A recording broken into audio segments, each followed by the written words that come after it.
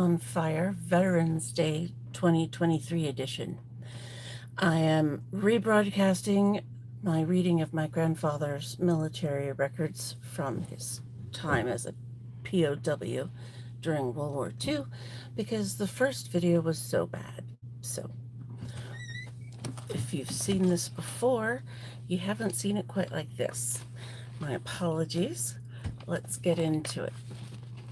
This is the perpetuation of testimony of Alonzo S. Meredith, formerly Staff Sergeant.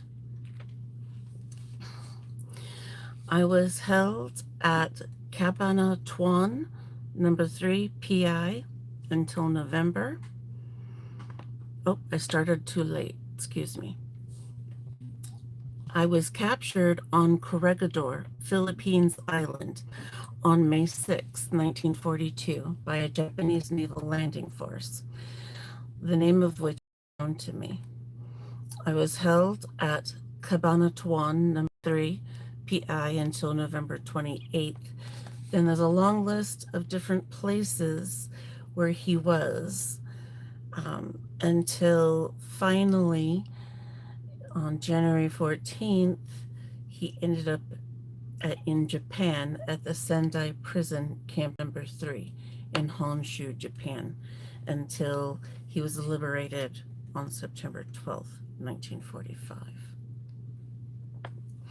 The day we arrived at Sendai Prison Camp number 3, the Japanese commander called all we prisoners into an assembly and told us we were his enemies and always would be. This was to be proven later by his actions. We received a shipment of Red Cross supplies and none were ever issued. Even though there were plenty of food in the camp at all times, prisoners were practically starved. We prisoners carried the boxes of food supplies into the camp. Meals were served to the Japanese guards where we would see them eating. During the time that we received no food, we were in a weakened condition that would not permit us to work. Due to the fact that we were not able to work, we were beaten at numerous times, practically every day. I should like to state that on one occasion, this Japanese commander came to camp drunk. At that time, for no reason at all, he started beating the prisoners with a club. He beat me with a club on my back.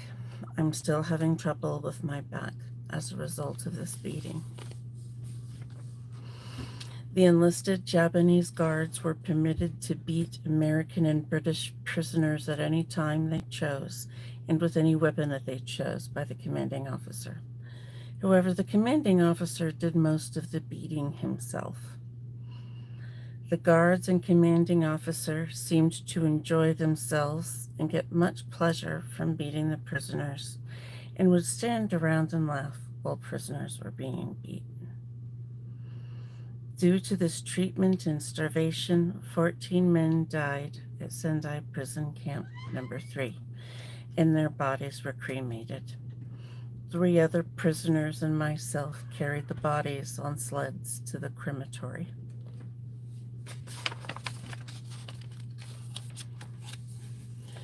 The Japanese sergeant major was more lenient with the prisoners, and I never did see him beat a prisoner. At times, he would issue us more food than he was ordered to issue. Japanese Sergeant so-and-so would slap and kick the prisoners when they would ask for more food. He would also hoard the medical supplies and refuse to issue them to the sick. There was a mine supervisor who I believed to be so-and-so, who was the worst one of the mine supervisors in my opinion. He carried on more of the beatings than any of the other supervisors. Practically every day, he would hit me over the head with his club for no reason whatsoever. All prisoners received the same treatment from him. In addition to my statement regarding the Red Cross supplies, I should like to state that the Japanese guards always smoked American cigarettes. and we saw them carry the Red Cross food supplies from the warehouse to their mess hall. All the Japanese prison camps were infested with lice, etc., but the Japanese commanders never made any attempt towards cleaning up the living quarters.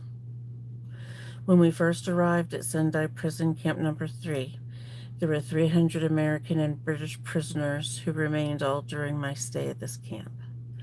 We were working in a lead and zinc mine.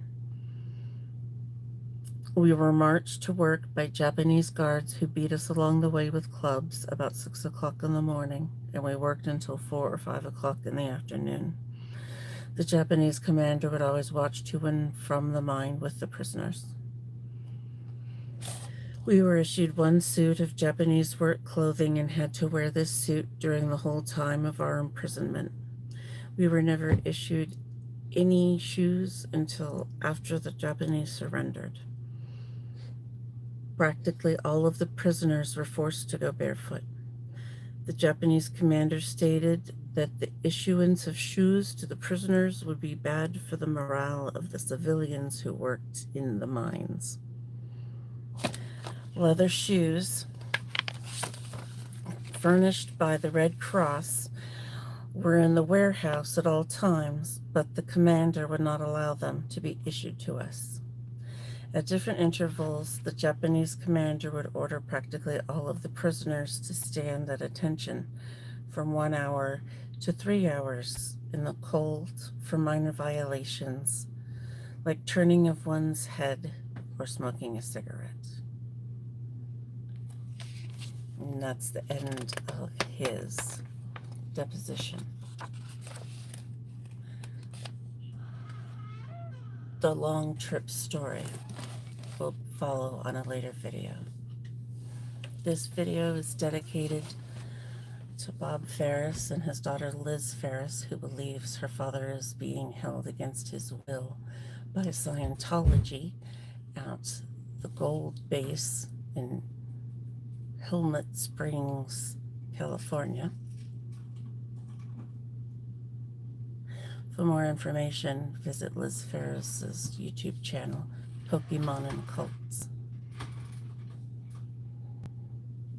Thank you.